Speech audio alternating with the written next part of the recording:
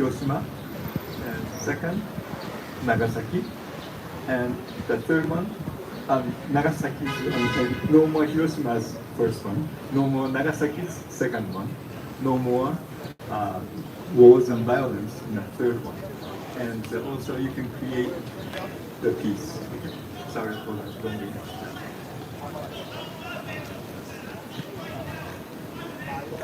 So that's more like an unpeaceful side of it, but just the words, mind, and body action.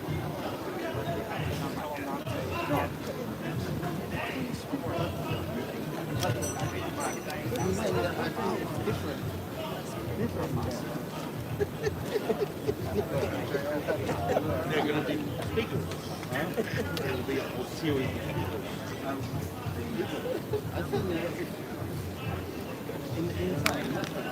No, here. This is the event. There will be many speakers.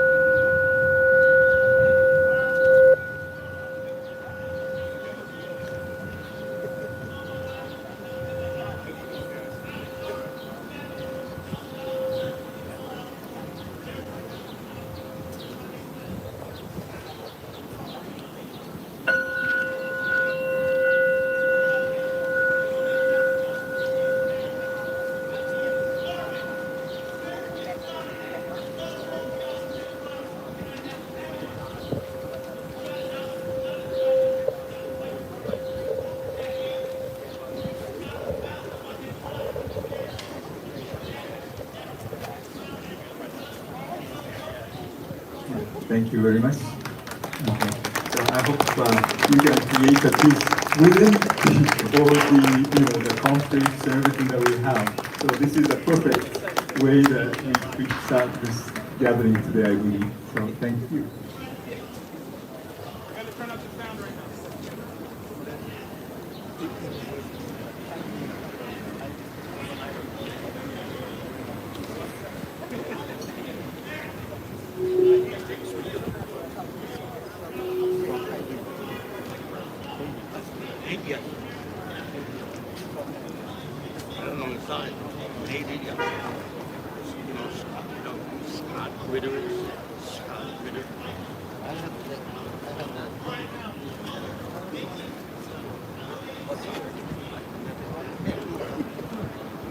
Thank you, Reverend Dr. Nakanaki, for the honor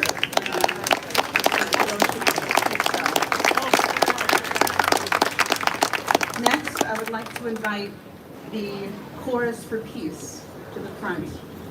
And we will be singing a song which is world-renowned as the International Song of Peace, called Dona Nobis Pacem.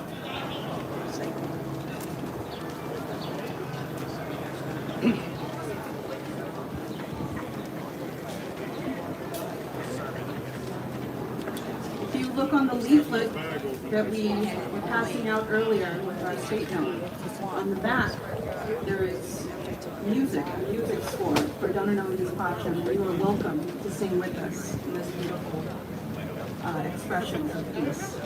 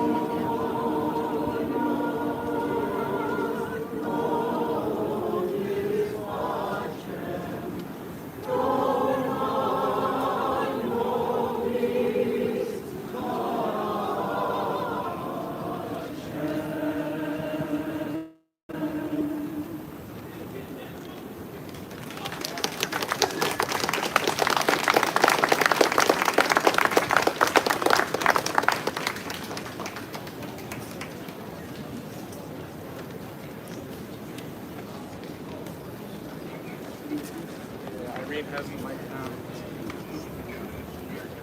Still adjusting the sound, as you can see.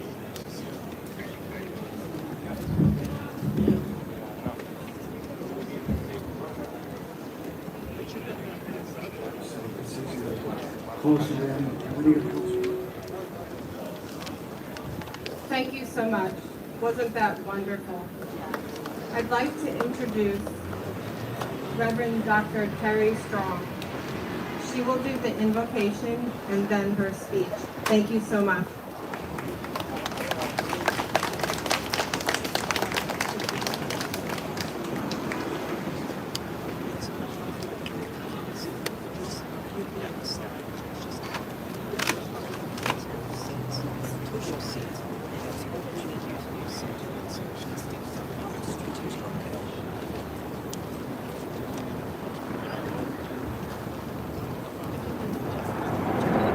Thank you to Elder Zep LaRouche, Anastasia Battle, for the opportunity to speak as an advocate for peace. Let us pray. Father God, we come together as one, and we come together for the sake of peace. God, we thank you that you said if we be peacemakers, that you would call us the children of God. And we are grateful for that. And so as we have gathered in the name of peace, God, we ask you to give us wisdom on how to invoke peace in our world. God, we thank you for keeping us safe from all hurt, harm, and danger, seen and unseen, as we journey through the avenues of streets and countries to declare peace. And we thank you for your spirit abiding with us as we endeavor to just spread peace throughout all the land, all your world, God. In Jesus' name we pray, amen. I first want to give a few shout outs to my sons, Dr. Andre Strong and Mr. Cameron Hayward, who is also a rapper. To my Bishop E. Ann Henning Barfield, to my Zeta Phi Beta sisters and Eastern Star sisters, and to my church that I pastor, Mount Sinai AME Church in Arlington, Tennessee, a suburb of Memphis. Hello, peacemakers! Hello! Peacemakers around the world, God bless you. As I begin, I want to say the time to talk about peace is before the war begins. The time to talk about peace is before any war begins. The definition of war, according to the Oxford English Dictionary, says it's a state of armed conflict between different countries or different groups within a country a state of competition or hostility between different people or groups, or a sustained campaign against an undesirable situation or activity. Not all wars are formalized with official declarations of war between combatants. Conversely, not every ongoing armed conflict is classified as a war. And so our challenge today is simply war. The Modern War Institute says there are 5 reasons for war that a government's leaders experience that causes them to pursue war. They are unaccountable, ideological, biased, uncertain, and unreliable. Unaccountable means no oversight. Ideological means we don't think alike. Biased means how I feel is more important than how you feel. Uncertain means I am not sure of the relationship we have, and rather than talk and communicate about it, well, we escalate to violence. And unreliable means I don't feel I can trust you to communicate and negotiate in good faith. More specific reasons are economic and territorial gain, religious differences, nationalism, civil war, and political revolutions. Often the leaders of countries become primary motivators of conflict by instigating war. All these fall in the category of the leaders lacking confidence in themselves and those with whom they should be communicating. Fighting is simply bargaining through violence. When you don't feel confident in your stance of peace through strength. Remembering the war in Afghanistan, we know that once wars start, they become very difficult to end. Between our 2 definitions, there are currently over 30 countries involved in some type of war or conflict as I speak. Countries subject to prolonged conflict can become war-torn countries that require many decades to rebuild their infrastructures, economies, and functions. So what is the solution? Because of the devastating and costly nature it has, war should always be a last resort, with well thought out reasonings and with buy-in from those who will fund and be affected by it, and with the approval of governing bodies and not dictated by a few. Well over $100 billion has been spent on the Russia and Ukraine war alone, not knowing if it's going to be ended peacefully. Therefore, with the financial and weapons pledge, we should demand that there be in place transparency of the need for war and an exit strategy of peaceful means as soon as possible. We should also establish a nonpartisan grassroots World Council of Peace and a joint committee, because a lot of times the people are on one accord when the leaders are not. So I offer you a declaration of hope. There is a movie called Remember the Titans, starring Denzel Washington, that begins with racial division, confusion, hatred, verbal wars, and fist conflicts, and ends with racial peace because they found the commonality of humanity to reach for in unity rather than reaching for division. Therefore, I hope that our reach for the commonality of global humanity, for the sake of humanity, which fosters unity and peace, will end the dangers of division and war. The words of Dr. Martin Luther King Jr. remain true, that says hate cannot drive out hate. Only love can do that.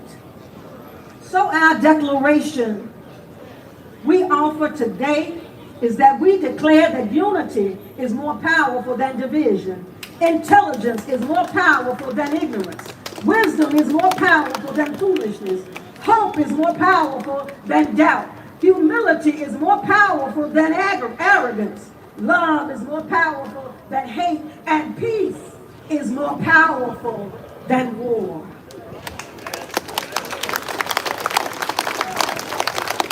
And if we operate our countries from the perspective of unity, intelligence, wisdom, hope, humility, humility, love, and peace, we will be able to live together globally in harmony for all of our countries, cultures, and ethnicities.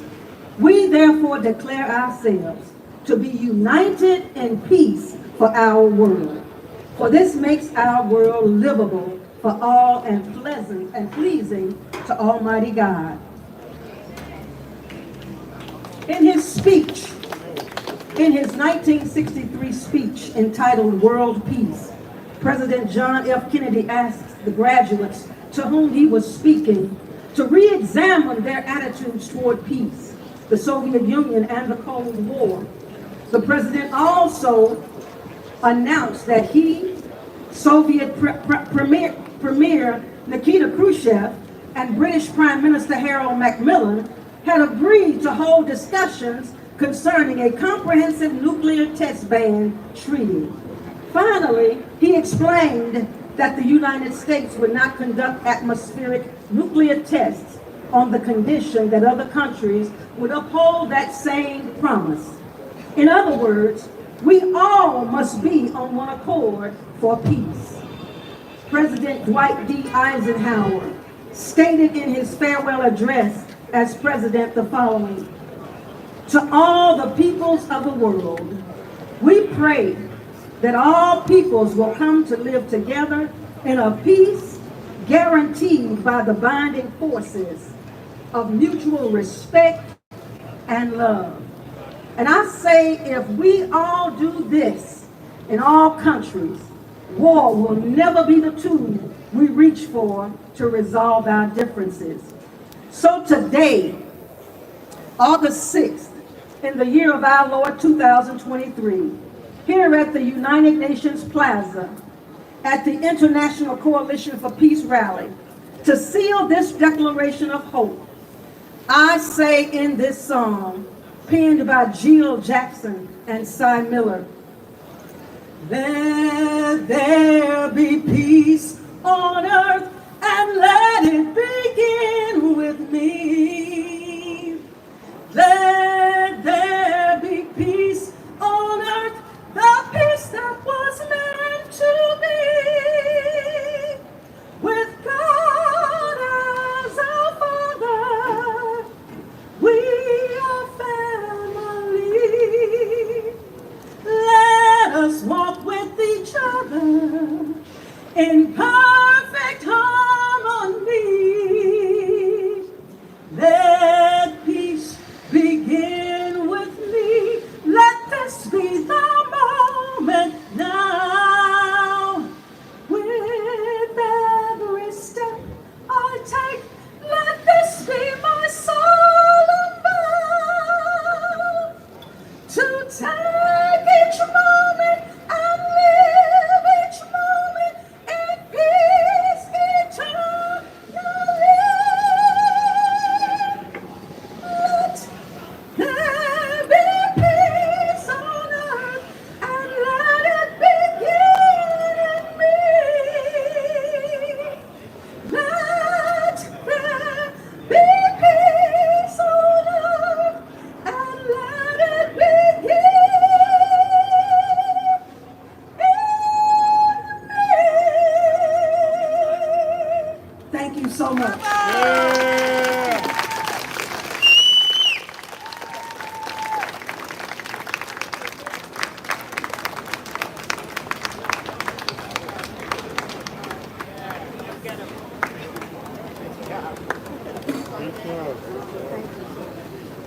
Thank you so much, Dr. Reverend Terry Strong. When you think about the power that we have in this coalition right now, where we're bringing people together of all political ideologies, of all religions, nationalities, what we're doing here is an expression of love, of that agapic love that every single one of you has for the rest of humanity. And I think what we have to take from this day is that we're not going to let these little voices in our heads of cynicism that we're too weak or we're not strong enough or everybody else is too stupid. We're going to rise above that and unite around principle. And with that, I would really love to have my good friend here, Scott Ritter. I think all of you know who Scott Ritter is. To come to the stage.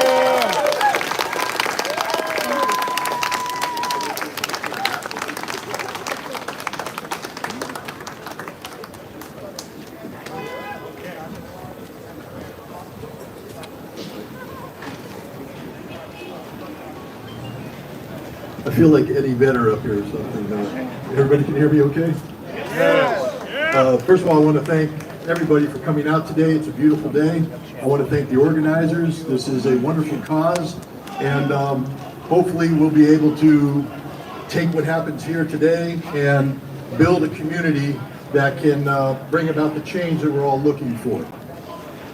In Chris Nolan's movie, Oppenheimer, there's a very important scene. It's about the man who made the atomic bomb, J. Robert Oppenheimer. He oversaw the team, the Manhattan Project, that built the bomb. And there's a scene in the movie after the bomb has been perfected and tested, the Trinity device, where Oppenheimer is watching two men in uniform packing up the gadget to send away.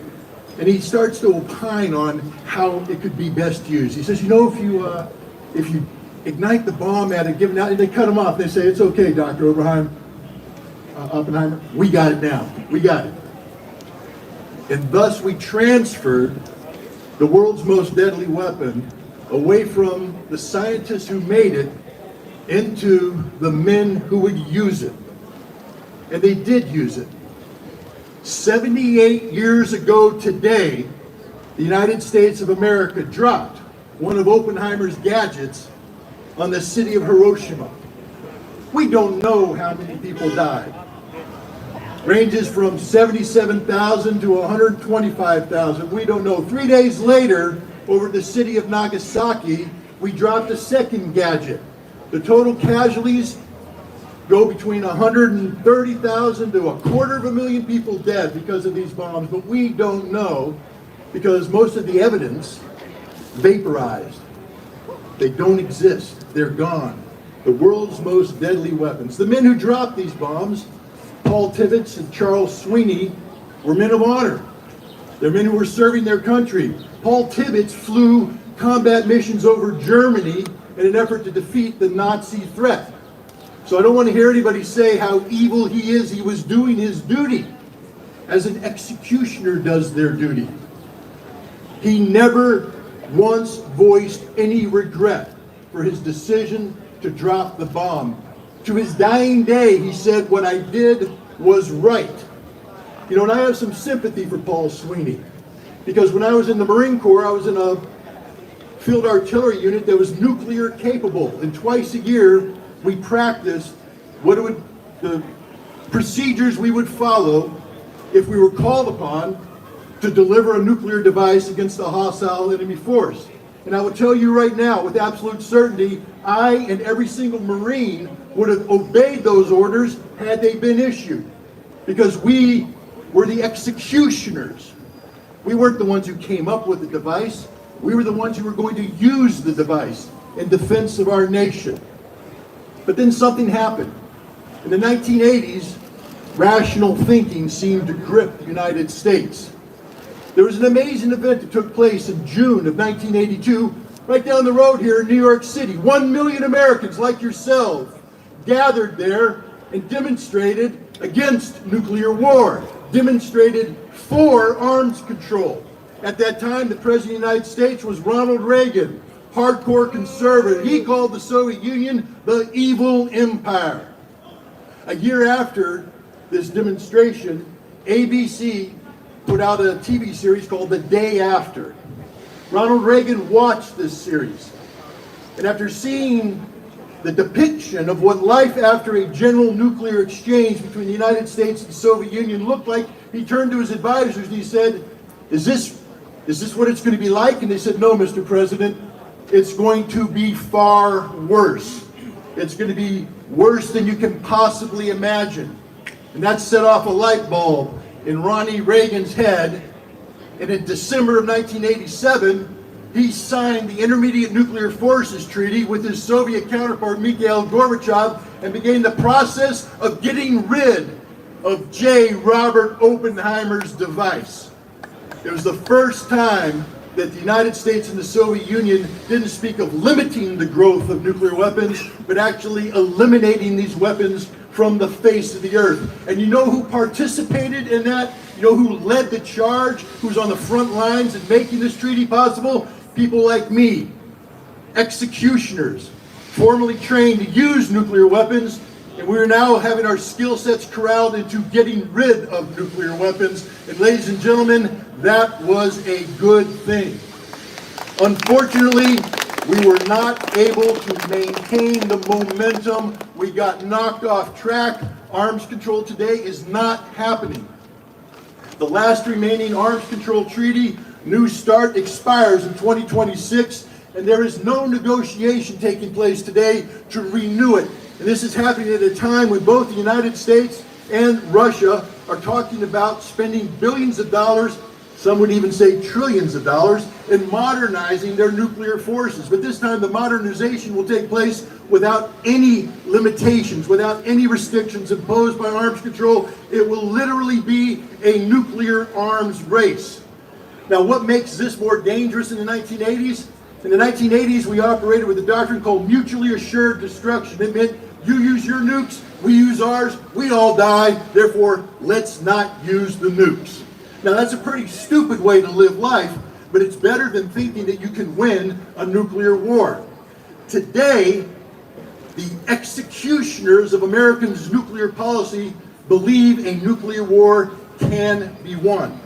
We have a doctrine that says that we can preemptively use nuclear weapons anytime we want to. It's not just me saying this, ladies and gentlemen. We'll take the words out of the mouth of a Trump-era arms control official speaking to the Arms Control Association when he said it is the goal of the Trump administration that every morning Chinese and Russian leaders wake up, they don't know if this is the day we're going to nuke them or not.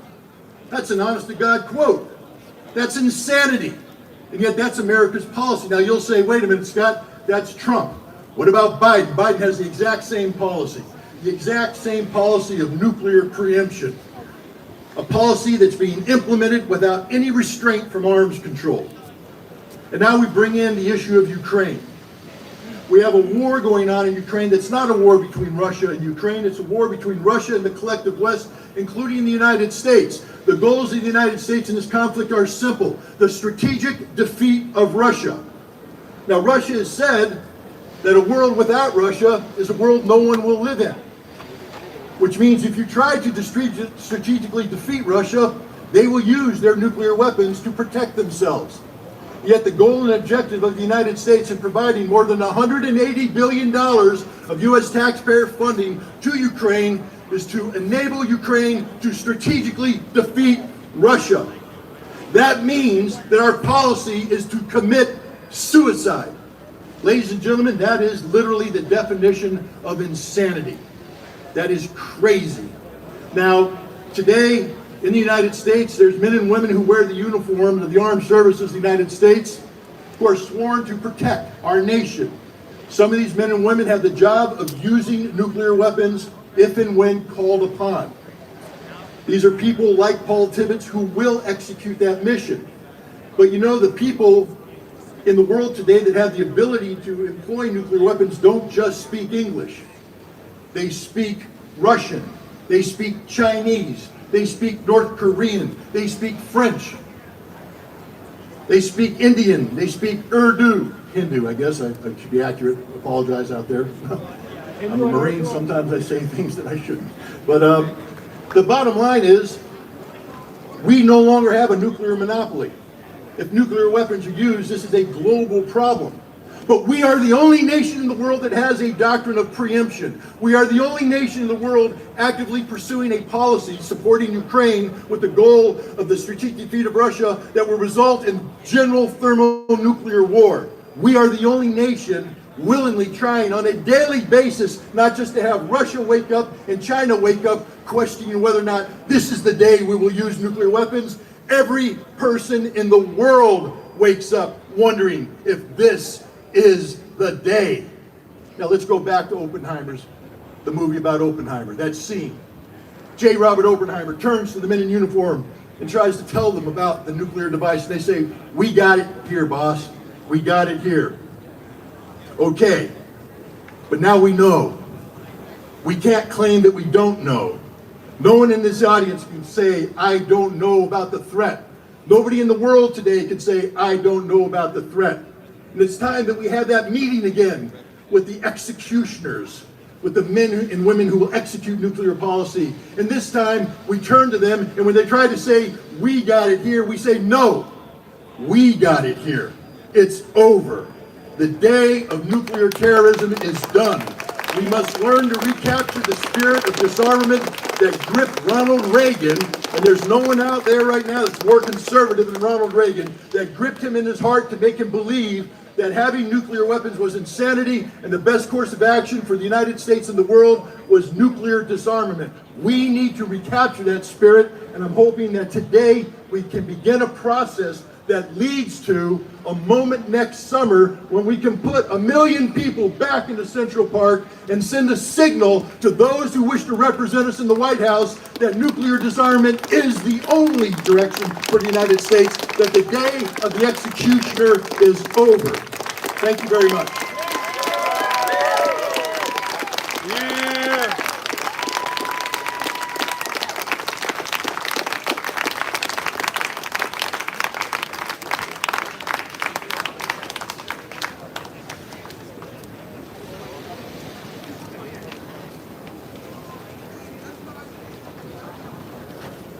Thank you, Scott Ritter. I think that we should give him another round of applause. Thank you.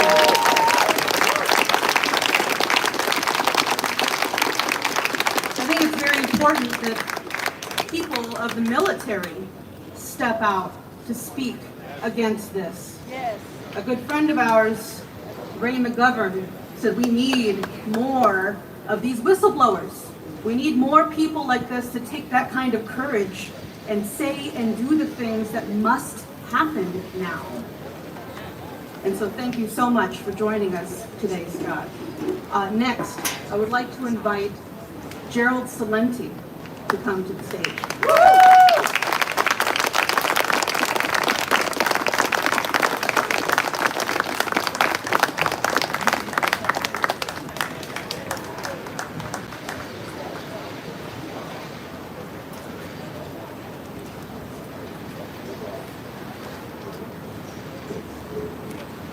Hello, everyone. Thank you so much for coming here.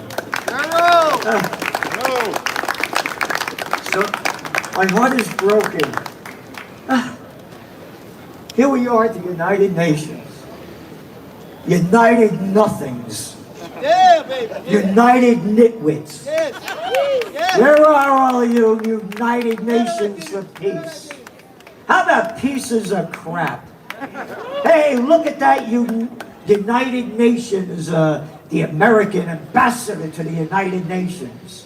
I remember her well, Madeleine Albright. How about Madeleine not all that bright? The Madeleine Albright that's on 60 Minutes with Leslie Stahl. And Leslie Stahl asks Madeleine, are the deaths of over 500,000 Iraqi children under the age of 5 worth the sanctions that Bill Clinton and his war activities have caused? Yeah, that's the Bill Clinton that every time he got caught with his pants down, it's bombs away over Baghdad.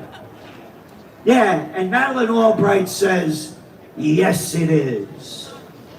America, in the back of all the currencies. In God we trust. What God you talking about? Oh, hey, where are all the Seventh-day Adventists here? You waiting for the 8th day? Hey, where are all you Quakers that died in an earthquake? Where are all the religions? How come you're not here speaking out for the God that you say you love and adore, to bring peace on earth, goodwill to all? Where are you? It's a disgrace. Hiroshima, huh? Yep. Today, they're talking about that. Humanity for peace. Hiroshima, Nagasaki has got rid of a real man, a real courageous man, a patriot, just said about, they don't even know how many hundreds of thousands of people we killed for nothing. The war was over. So, I do these podcasts every Wednesday with Judge Andrew Napolitano. And he said, you know, the United States put sanctions on Japan. And that's one of the reasons what happened in the beginning of World War II. So I look it up. Now, I'm not a kid. I've been around a long time. I just looked this up. And it's in History Today. Mainstream propaganda outlet, right? You got to believe what they say. You ready? On July 26, 1941, President Franklin Roosevelt seizes all Japanese assets in the United States. See, hey, wait a minute, seized Japanese assets? You mean stole their money and everything else? Yeah, that's right. Why did he do it? In retaliation for the Japanese occupation of French Indochina. Hey, what do I care what's going on over there? And what the hell are the French doing over there in French Indochina? How about calling it Vietnam? How about calling it Cambodia and Laos? How about them stealing all the rubber and the tin and slaughtering the people? Why, those dirty Japanese, they're taking it away from the French. All right? On July 24th, Tokyo decided to strengthen its position in terms of the invasion of China by moving through Southeast Asia. France agreed the occupation of its Indochina colonies. Japan followed up by occupying Cam Ranh Naval Base, 800 miles from the Philippines, where American had troops. What the hell are we doing in the Philippines? That's none of my business. I, Gerald Celente, am an American patriot who observes our founding fathers like George Washington, the cat that crossed the Delaware, yeah, him, his farewell address. Oh, the President of the United States that fought, unlike the little boys that we got here now, that love war, that couldn't fight their way out of a paper bag. Oh yeah, Obama, I want that guy Assad out of there. No, Celente, you have to say it properly. You're too Italian when you say that. Assad has to go. Gaddafi has to go. Hey, you want to go take him out? Go take him out. No, we're going to kill all the people over there that we can and get what we can. Could you imagine little Billy Clinton fighting? Could you imagine little Georgie Bush with a pair of cojones smaller than a mothball fighting? No, no, no. But this is George Washington, the real fighter. He tells the American people, do not get involved in foreign entanglements, particularly what's going on in Europe, because basically this crap has been going on for thousands of years and it's none of our business. So what the hell are we doing in the Philippines? Oh, you mean stealing what we can steal? Going back to this article. Those lousy Japanese, the Americans, where the Americans had, and the Japanese went into Singapore, where the British had troops. Why, the sun never sets on the British Empire. We could kill whoever we want. You have to say it properly.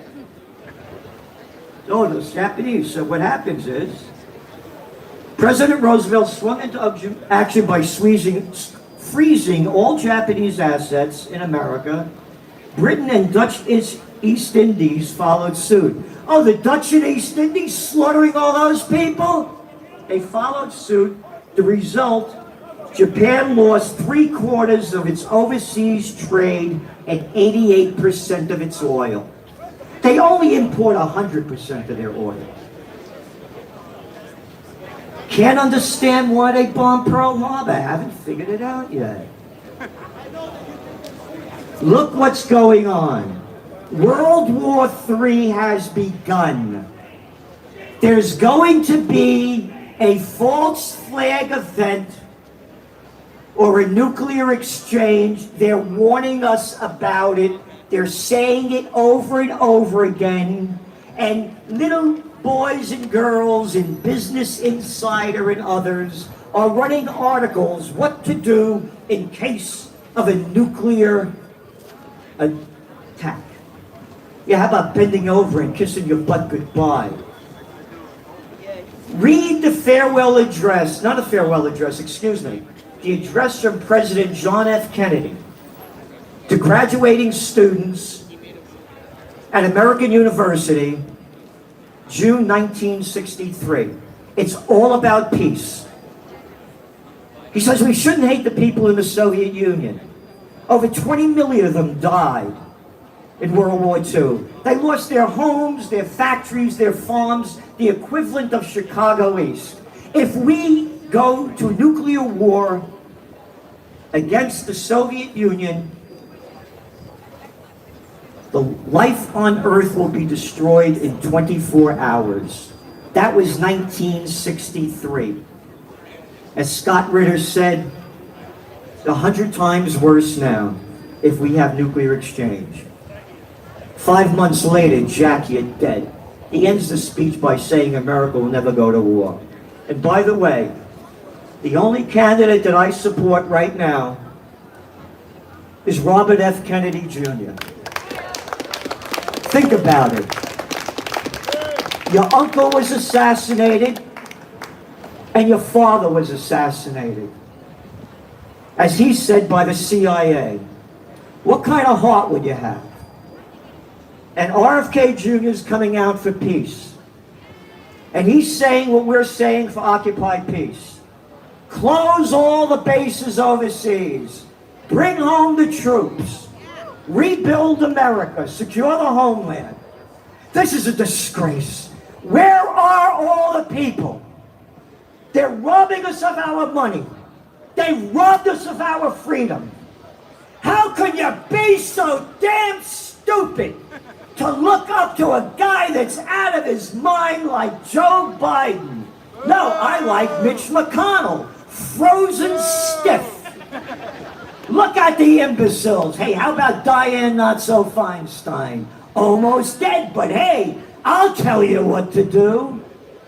When are the American people going to raise to the spirit of our founding fathers? To bring life, liberty, and the pursuit of happiness back to the hearts and souls of the people. Thank you so much for doing this rally. And we have to keep this going. We have to unite. As Scott said, there were over 1 million people in New York City protesting the nuclear war. The nuclear armaments back in the 80s. Hey, where are all you, my generation? All you anti-Vietnam clowns. Oh, you were getting drafted. That's why you cared back then. Where are you now? Where is everybody?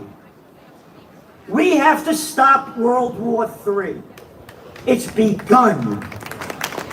There's going to be again a false flag event or a nuclear exchange. And the people march off to war like that. And as I said, when all else fails, they take you to war. The economy's failing. People living paycheck to paycheck. When, again, you want to know how stupid the people are? 88% of the people swallow the crap spewing out of that little daddy's boy born on third base and thought he had a home run, little Georgie Bush. We're going to get that guy Osama bin Laden? Get her alive. 88% of the people swallowed it. When all else fails, they take you to war.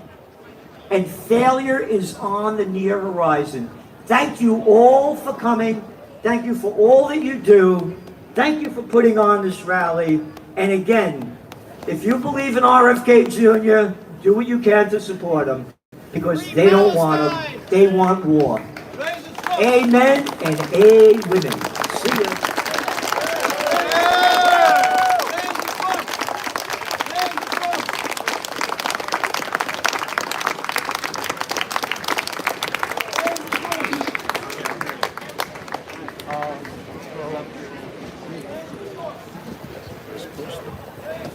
Thank you, Gerald Salenzi. No, I think that's absolutely right. We need all people to come together now to stop a nuclear war. People have got to get over all of their little problems and differences and excuses, right? These are just excuses to not accomplish anything. In fact, quite frankly, it's probably an FBI operation, right? People who are inserting these kinds of cynical views, oh, I can't work with the libertarian, I can't work with the Democrat, I can't, blah, blah, blah. People are coming up with all these excuses on why things can't happen. Well, let's just say enough of that. Let's just say enough. So I would like to introduce Garland Nixon to come to the stage. Yeah!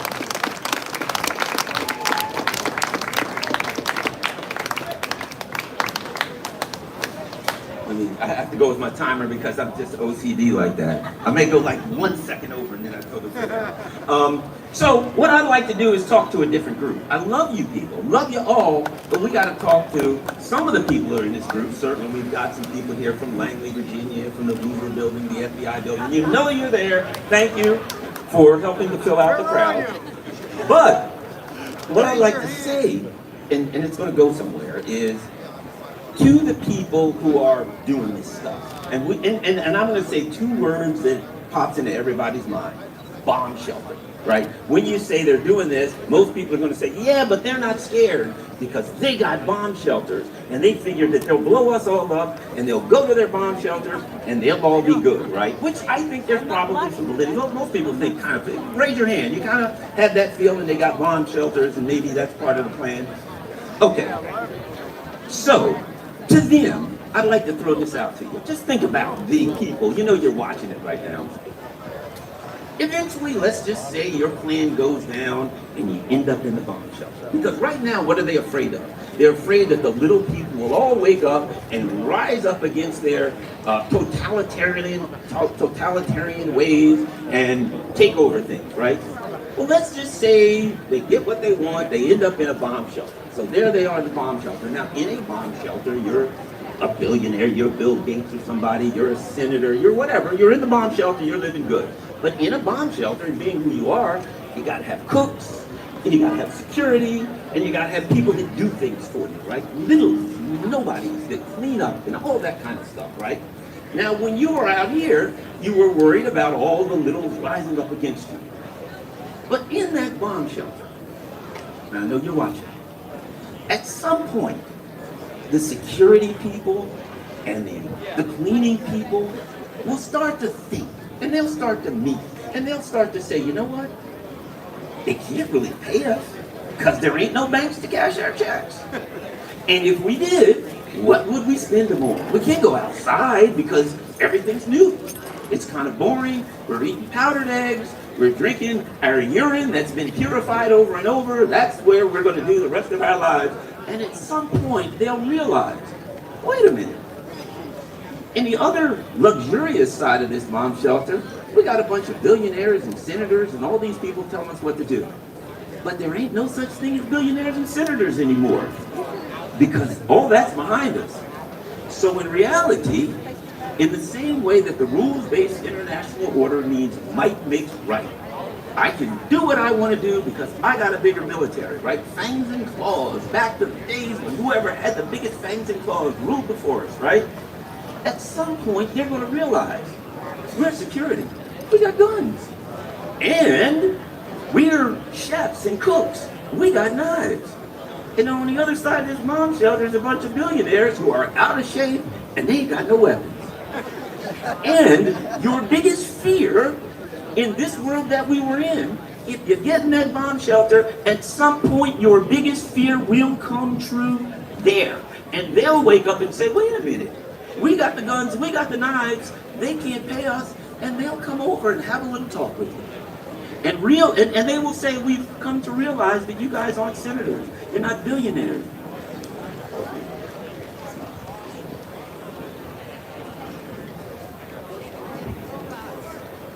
All right. Thank you. They'll come to realize that everybody's the same. Except they got guns and knives and you don't. That's going to be the thing. That the rules-based international order in the bomb shelter is simply going to be the people with the weapons and the power, and the most people are going to have the power. And at that point, you will meet your fate. At that point, the thing that you feared, that people hear, that the average, regular, everyday, working class person would wake up one day and would rise up against you, at that point in your bomb shelter, that is bound to happen. There's no way that doesn't happen. There's no way that people sit in a bomb shelter for 6 months, 8 months, or a year and don't start to kind of philosophize and realize the power dynamics, and you are going to lose in the worst possible way. And they're going to realize that all of their family is dead, that everything they know is gone, and you're the one that did it.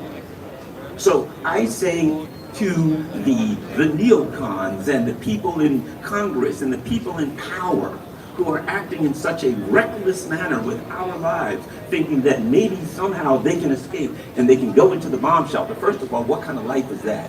Living in a bomb shelter until you die at some point because you can't go outside of it. But secondly, inside that bomb shelter, the dynamics that you fear have to come to fruition sooner rather than later. It would be your worst nightmare to be in a bomb shelter. Imagine that. You're a bunch of rich people in a bomb shelter, and on the other side of the bomb shelter is a bunch of people that you screwed over and killed their families and destroyed everything that's dear to them, and they wake up and realize it.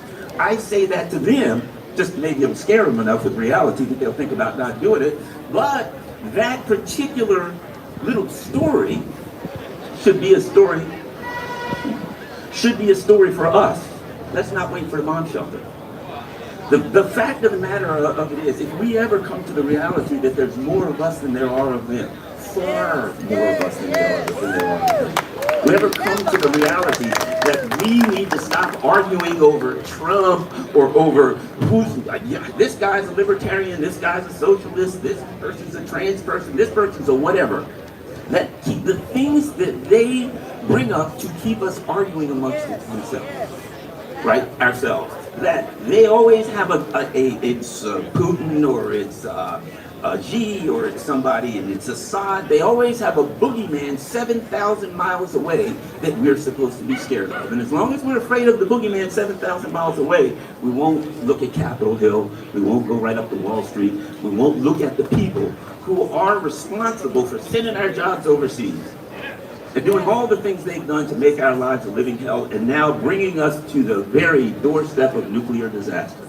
So, in the same way that my story of the bomb shelter is a simple one, sooner or later the dynamics are going to be obvious. Let's get the dynamics obvious now, and let's make sure that we understand. Look, in that bomb shelter, the cooks and the security people, and you're going to have technicians. The technicians are going to be much better trained. They're going to have highly educated. You're going to have various groups, but at some point they're all going to come together and realize the smallest group in this bomb shelter are the people that caused all the problems.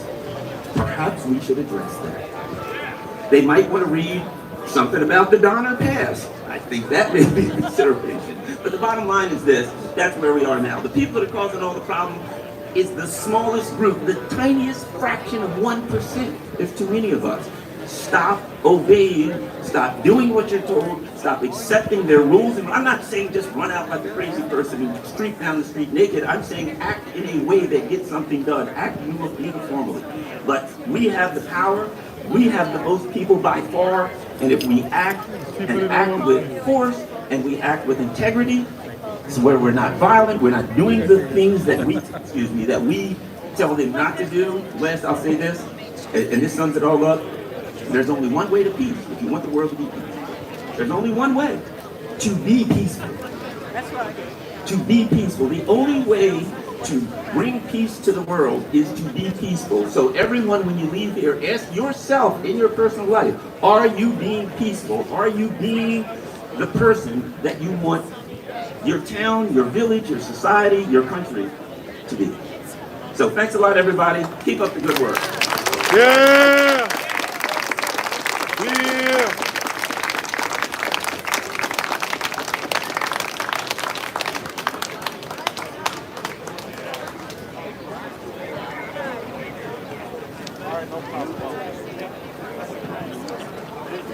Thank you, Garland. Thank you, Garland Nixon. Man, you guys are an amazing crowd here today. Look at all that love in your eyes, determination. Next, we're going to read a statement that was sent in from the founder of the Schiller Institute, Helga LaRouche, who is a personal, very good friend of mine. She titled it the UN Rally on Hiroshima Day, August 6, 2023. To all the courageous people demonstrating today for peace, we have to wake up people all over the world. Never before was mankind in a bigger danger to annihilate itself in a global nuclear war. Of the more than 12,000 existing nuclear weapons, which are today up to 1,000 times more destructive than the bombs of Hiroshima and Nagasaki, 3,800 are immediately deployable, and circa 2,000 are launched by warning. If it comes to nuclear war, and there are politicians today who are recklessly taking into account the use of these weapons, not even a historian will be left to investigate how it could come to this incomprehensible catastrophe. If it happens, the people who die in the first minutes will be the comparable lucky ones. For in the following days, months, and years, all life on this planet will become extinct, both through total radiation and a nuclear winter of many years. Everything for what thousands of generations have struggled, all sorrows and joy, all poems and songs will vanish forever. We demand the immediate, controlled destruction of all nuclear weapons. But even more profoundly, we demand the realization of a new global security and development architecture, which takes into account the security interests of all nations of the world, big ones and small ones. This architecture must overcome the geopolitical bloc formation once and for all, and put the interest of the one humanity first. The precondition for this is a new just world economic order, which allows every nation and every human being to fully develop all of their innate potentials. Let us unite the peace movements all over the world with the nations of the global South for the realization of a new paradigm in the history of the human species. The new name for peace is development. Thank you.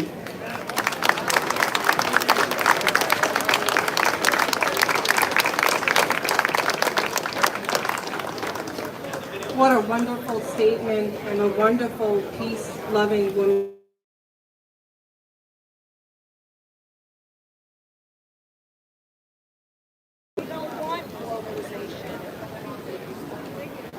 We love you, Anastasia. I love you too, Anastasia. I'm going to read a statement from the former president of Guyana, Donald Ramatov.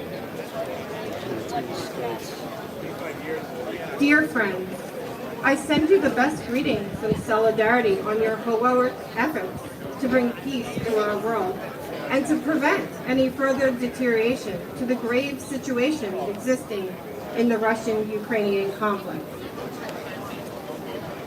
It is quite possible that this situation can escalate into nuclear conflagration. This is why your action today is of immense importance. It is a fundamental democratic issue We, the vast majority of people in this world, are opposed to war. We deplore the loss of young lives that are being wasted so wantonly. The reason this is continuing is because a very tiny minority of persons, people who profit from wars and those who have illusions of total world domination, are determined to silence all opposition to their plans to rule the world. Let me be quite clear. A lasting peace is not possible to be built on the insecurity of another country. Russia and the Russian people have the right to security. Trying to destroy Russia and to balkanize the country is a recipe for global disaster. It is also really immoral for NATO to conduct a proxy war against Russia at the expense of hundreds of thousands of young Ukrainian lives. We must demand an end to this carnage now. We must demand that all nuclear weapons be destroyed. Nuclear disarmament is the first essential step towards total disarmament. The great scientist Albert Einstein once said that we cannot prepare for war and hope to have peace. Those words ring even true today than they ever were uttered decades ago. Colleagues and friends, your protest today is taking place on the 78th anniversary of the detonation of the first nuclear weapon in Hiroshima, Japan. In minutes, more than 200,000 persons perished and an untold amount were injured. The nuclear weapons of today are some 1,000 times more powerful and destructive than those that were unleashed upon Japan 78 years ago. NATO leaders want to use those weapons today. They are undoubtedly working on the assumption that the world has forgotten about the catastrophic consequence of what happened so long ago. Let us tell them that we will never forget. Let us tell them to immediately halt their aggression and abandon their programs for future wars. Let us reaffirm the brother and sisterhood of humankind. Let us stay the course until genuine peace based on freedom, prosperity, and justice is achieved. I embrace you all. Signed, Donald Ramatar, former president of Guyana. Thank you so much. Yeah!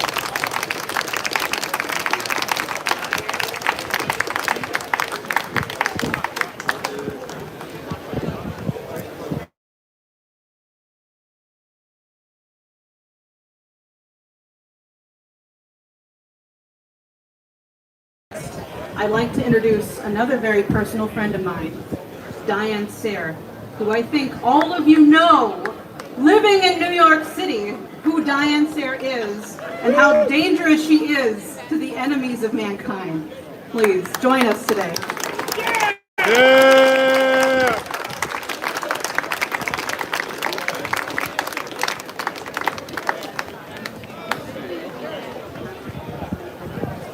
That's fine. Thank you, Anastasia and Irene. Thank you, everyone, for coming out today. If there is not a major change in the United States, there is reason to believe that this day, August 6th, would be a good time for us to say our goodbyes. Our goodbyes to each other, goodbye to the planet, and goodbye to the paintings of Rembrandt, the discoveries of Ibn Sina and Albert Einstein, the philosophy of Confucius and Leibniz, the principles of the U.S. Constitution, the poetry of Shelley, and the music of Beethoven. We are steadfastly marching toward the thermonuclear annihilation of everything created by man. Wasn't that the point of dropping the bomb on this day 78 years ago? It wasn't about making the Japanese surrender. That was already under negotiation. The purpose of dropping not one, but 2 bombs on civilian population centers in Japan was to demonstrate that we could do it and that we were willing to do it. Is there anyone here so naive as to believe that we have become more moral since the day that Madeleine Albright declared that although it was a tough decision, the lives of 500,000 Iraqi children was a reasonable price to pay to achieve our goals in Iraq, which apparently we still haven't achieved because we're still there, illegally occupying that nation. You know, the American illegals squatting in nations all over the planet who don't want us there. So it's time for you to disabuse your friends of the notion that some wise person who has somehow managed to stay out of jail inside the Beltway is going to stand up and stop this thing before we go over the cliff. Waiting for that person would guarantee that we were all finished.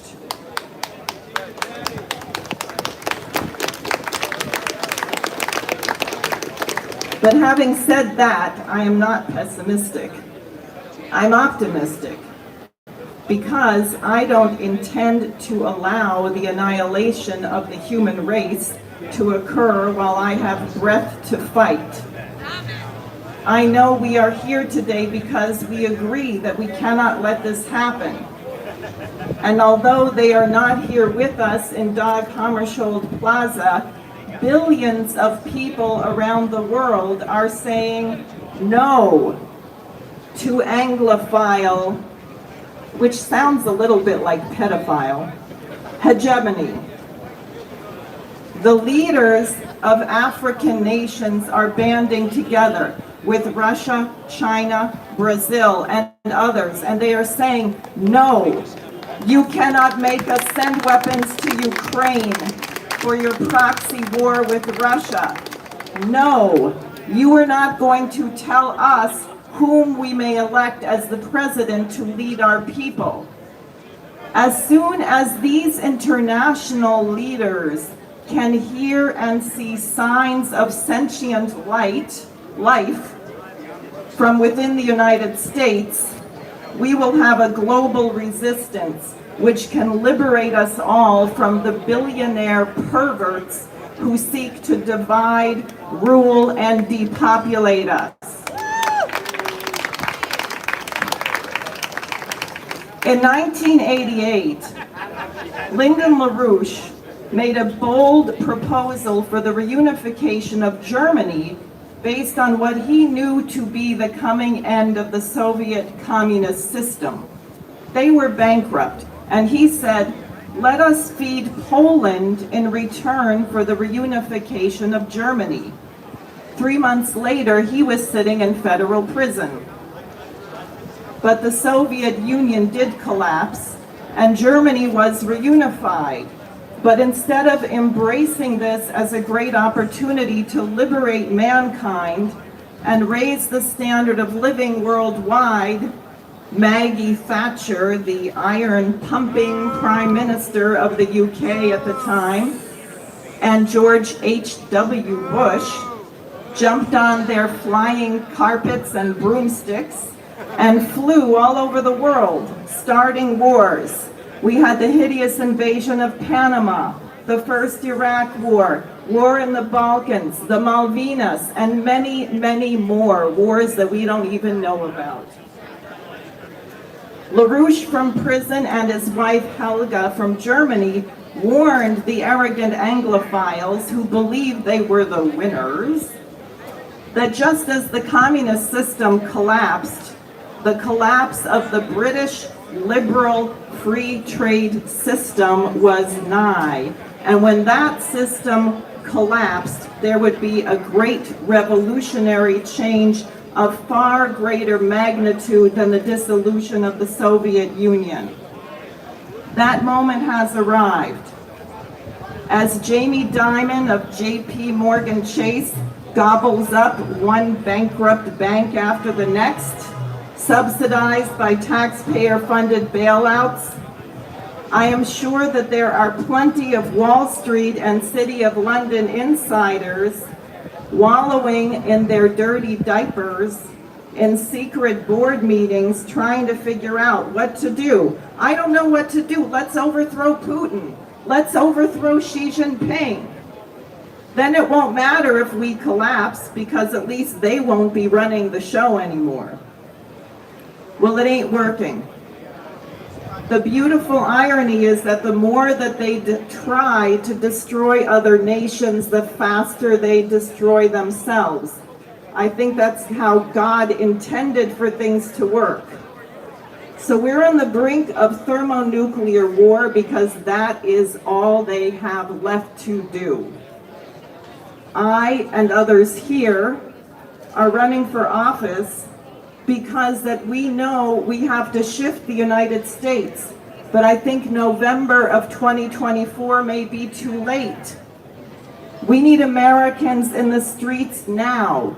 We need delegations in 435 congressional districts, visiting your congressman so many times that you are on a first-name basis with every single staffer in their office. Anyone who supports one more nickel going to Ukraine should never be elected for anything ever again. Anyone who votes to impose sanctions on nations to starve their children to death for regime change purposes must never be elected again. And they should know that now. Julian Assange should be released from prison immediately. Lyndon LaRouche should be exonerated. NATO should be dissolved.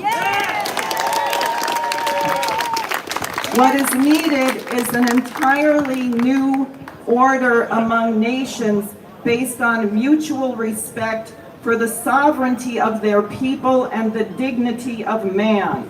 Yes. Our enemies are totally morally and financially bankrupt. Yes.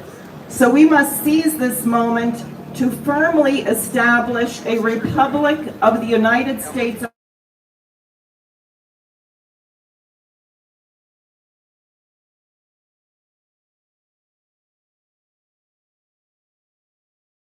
within our own borders, that truth has standing, that justice will be served, and the people protected, so that through their talents, they may contribute to the betterment of mankind. Yes. Thank you.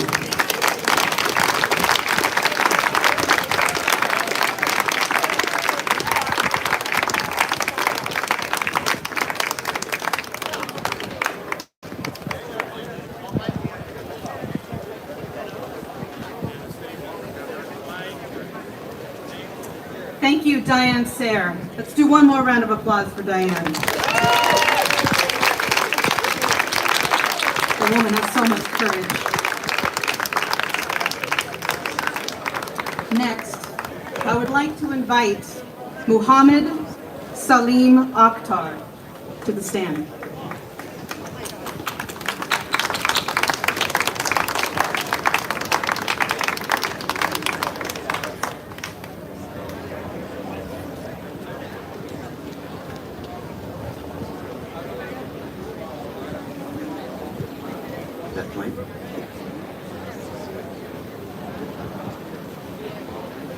In the name of Almighty God, the most merciful and the beneficent. It is so, first of all, I want to thank you, Diane, and I want to thank the organizer of this rally and all the friends to invite me to come and share my thoughts with you. My name is Muhammad Salim Akhtar. I represent the American Muslim Alliance. It's a national organization as the national director, and also American Muslim Task Force on Civil Rights and Elections. That is the umbrella of the major Islamic and Muslim American organizations. It is so heartening to see all of you and listen to all the speakers before me. And especially, I always wanted to see Mr. Scott Ritter, and I'm glad to listen to him. We have all spoken, most of this spoken well about the danger of the nuclear war and what it has done in the past 78, 80 years ago, and what it can do. You know, most of the people think in the public, general public think that the nuclear is a deterrent to any war, which is not true.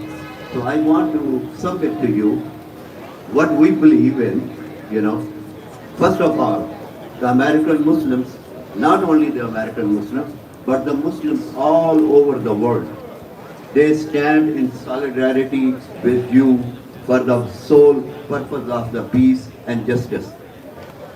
And what we believe is that's part of our faith, that if you kill one human being, just one, it is like killing the whole humanity. But if you can save just the one life even, it is like saving the whole humanity. So with this belief, we are bound to stand in solidarity, not only the American Muslim, but Muslim across the world.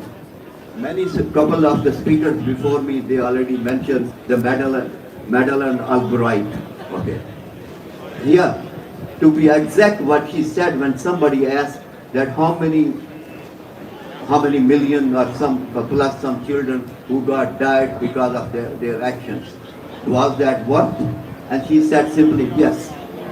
And I have been wondering since then, what as a Muslim, what I am raised and to believe, the respect and honor of the woman, because the woman is the one, her laps and her belly to endure and save the humanity.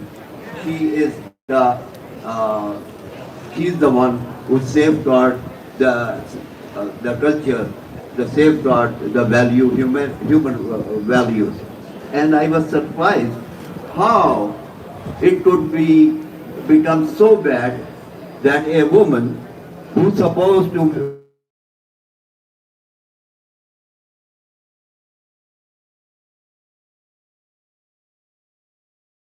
was leading a whole nation in British in that case at that time. Okay. But what I tell you, that what we believe, and with this is, by the virtue of this belief, the whole Muslim universe, universally, that stand with you. What I want to submit with you is that we need to address the root causes of the war. We must address all the means, all the reasons, that can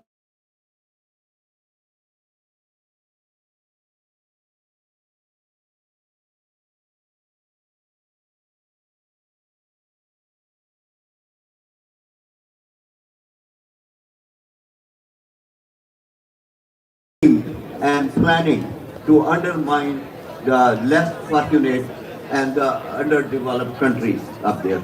And we must stand it and speak out. Now, there is a three-pronged strategy which we normally adopt, and I wish to submit to you what is the three-pronged strategy.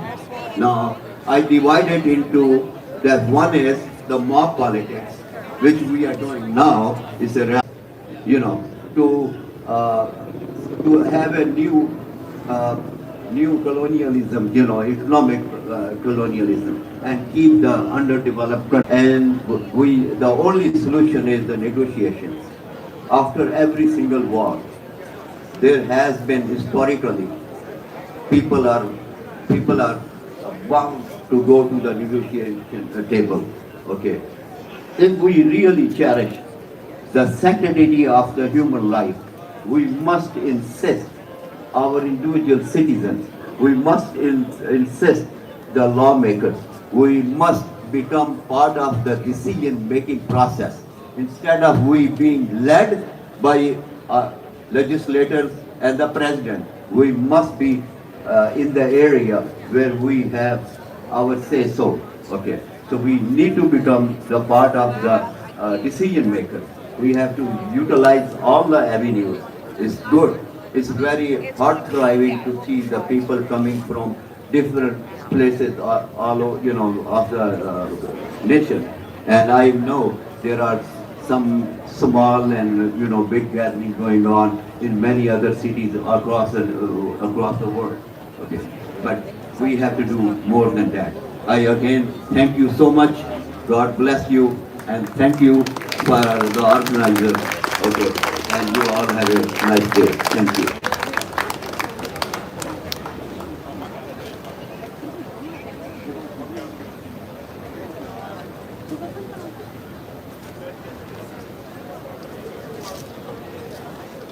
Thank you, Mohammed Salim Akhtar, the National Director of the American Muslim Alliance.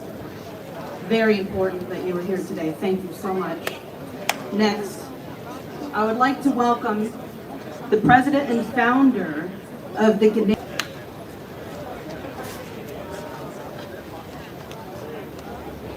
Hello everyone.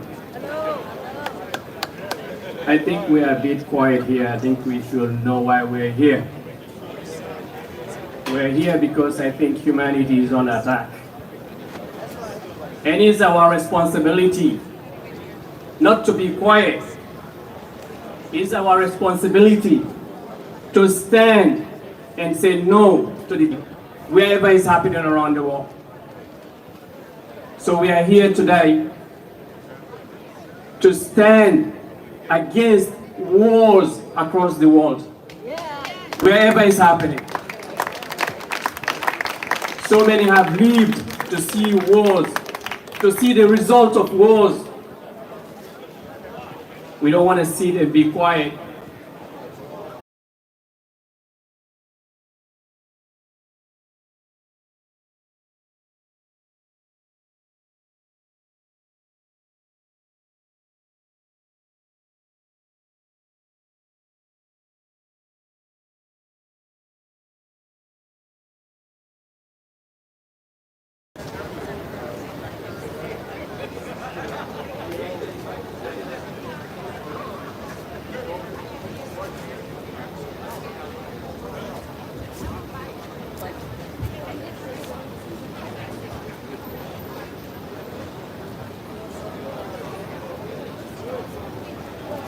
Can you hear me? Yeah.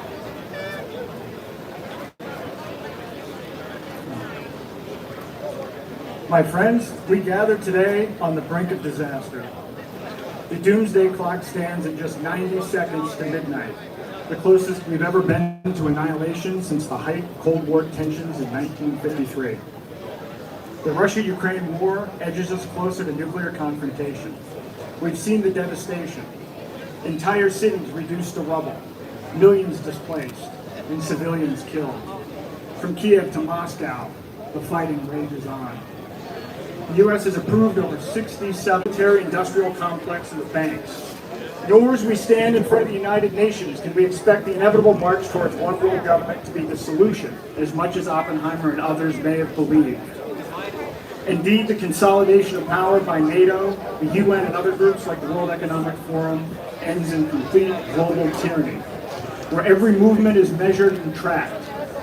Behavior is rewarded and punished as determined by a small group of self-interested elites, and free will itself is surrendered to the New World Order. This dystopian nightmare built on fear and control will not make us safer, happier, or more fulfilled.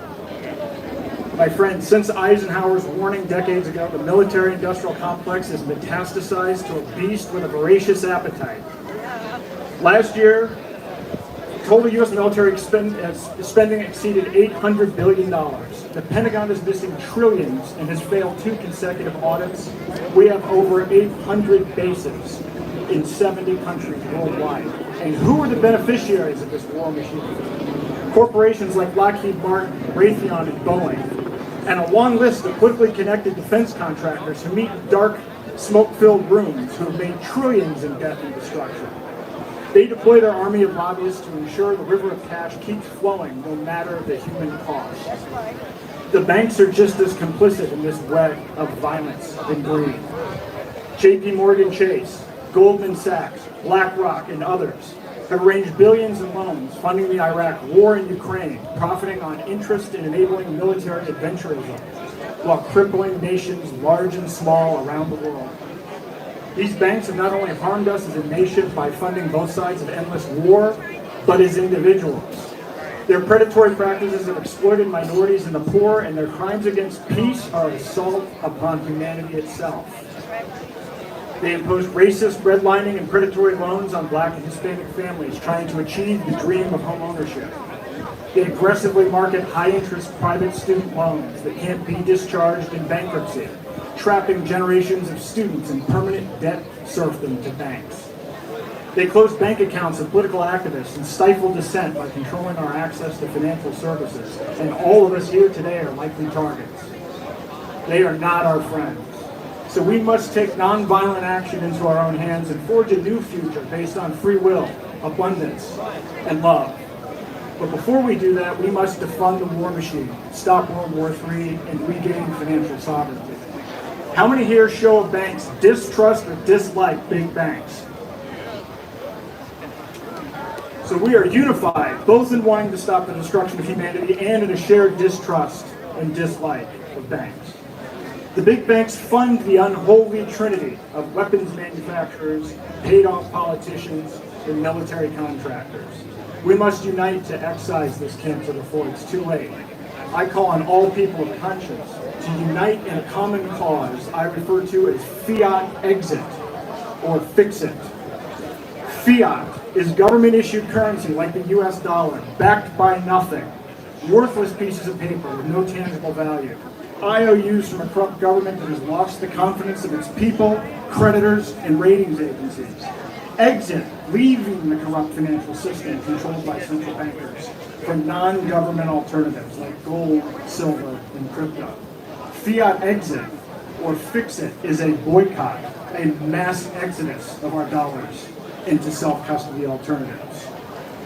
Banks are now Ponzi schemes that print monopoly money out of thin air. Banks are no longer required to hold any customer deposits in reserve. What this means is that a small percentage of people converting dollars into alternative stores of value can halt the entire system. Starve the beast. This is how we defund the war machine and regain control. Some label this call for peaceful resistance too radical, but those in power will call any challenge to the prophets too extreme. They said the original American revolutionaries were too radical, that abolitionists and civil rights leaders were too radical. If radical means going to the root of injustice, then we must be radical. My friends, as detailed in my book, The Final Countdown, if just 3% of us convert our dollars to alternative stores of value, we can collapse their entire house of cards. Fiat exit ends the tyranny of central bankers who manipulate our currency and enable endless wars. Future generations will tell the story of the day we found our voice and said, enough, the war machine ends here. The Fiat Exit Manifesto calls for mass noncompliance to reclaim our destiny. It is a call to action all citizens should read and can be found at day2024.com. It has already been read 1.1 million times, and I will read an excerpt from it now. Fellow Americans, the time has come. We must recognize that change won't come from protest or the political process. It demands our collective courage to engage in mass civil disobedience. Let's come together, boldly say no, and take action to dismantle the corrupt system that seeks to undermine our freedom. We must starve the fiat currency that fuels war. By embracing crypto, gold, and silver for day-to-day commerce, we can challenge this monopoly and secure our freedom. Separate money and state. Our call to action is simple. Participate in an exit of fiat currency, exchanging your dollars for alternative access, like cryptocurrencies, gold, and silver. Then tell 3 others to do the same and encourage them to spread the word to 3 more people. Just as the 3% of the population who fought in the American Revolution made a profound impact, so too can we transform our society through collective action. The time is now. Join us in this vital act of non-compliance and reclaim the destiny that belongs to each and every one of us. Are you ready to withdraw your consent and take back your power? If everyone here who hears this message, whether here live in New York City or one of the 19 sister rallies from Austin to Austria, Germany to Guatemala, Chicago to Chile, or citizens streaming this worldwide, if everybody took heed, we could end the war machine within weeks. It's up to we the people. Let them hear us. Fix it now. Let them hear our voices across this land. Fix it now. Let them hear our voices in Kiev and Moscow. Fix it now. Thank you.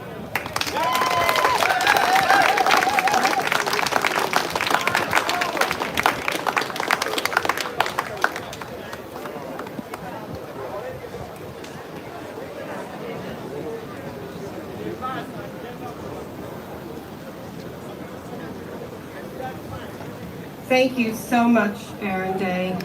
We must remember that the military-industrial complex is not here for the benefit of humanity, and we must remember that we the people have the power. It is my honor and privilege to introduce the next speaker.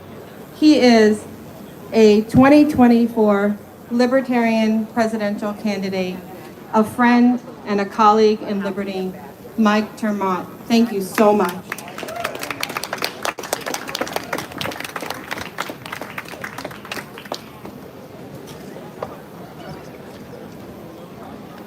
How are you all doing?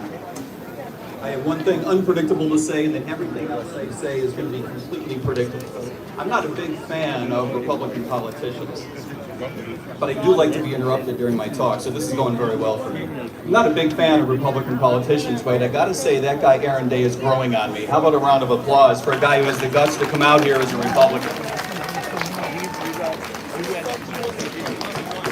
Everything else I have to say is completely predictable. My fellow Americans and fellow citizens from around the world, you already know exactly what I'm going to say, as though you could read my mind. And I know that you can read my mind because you can read my heart. And I know that you can read my heart because you know my values. You know my values because I, like many of you standing around here today, am an American. Being an American means we believe in a set of ideals. A set of ideals that defines us as a nation, not a culture, not a race. Down my way. Principles that made our nation what it is, and its best. A set of principles, a set of ideals, which we fall short when our nation is at its worst. Ideals like immigration, the opportunity that it promises, independence, and the responsibility that that implies, multiculturalism, in this nation, there is no room for a government of control. There is no room for policies of aggression. There is no room for an environment of intimidation. Just as we must demand the best version of America, so too does the world long for the America of our ideals. We know the world yearns for the sound of idealism because in its silence, evil has grown. Evil grows in the hegemonic projection of power. Evil grows in the imperialistic control of foreign people. Evil grows in the despotic arrogance of nation building. The world awaits a new leadership away from evil. Make no mistake, all leadership comes from values. It is not for American values to change, but for American policy to change by aligning with what we already know true American values to be. Politicians will tell you that it is in our interest for them to exert control, both at home and abroad. You know this to be utter and unadulterated bullshit. Other Americans sense it, and the rest of the world is tired of it. For this reason, ours is a government that operates not in the light, but